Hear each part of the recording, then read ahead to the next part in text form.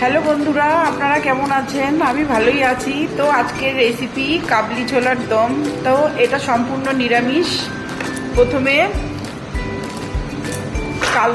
প্রথমে দারচিনি, লবঙ্গ, এলাচ আর কাসুরি মেথি এটা ভেজে নেব। ভেজে নিয়ে এটা একটু ড্রাই করে রেখে দেব। তারপরে ফ্রাই প্যানে তেল দেব। তেল দিয়ে একটু ফোড়ন দেব, সাদা জিরে, শুকনো লঙ্কা, দারচিনি, লবঙ্গ। তারপরে আলু দেবো। আলুটা ভাজা ভাজা করে তার মধ্যে টমেটো দেবো। তারপরে জিরে, আদা, লঙ্কা এই পেস্ট করে এটা দিয়ে দেবো। ভালো করে কষিয়ে নিয়ে তারপরে কাবলি ছোলাটা দিয়ে দেবো।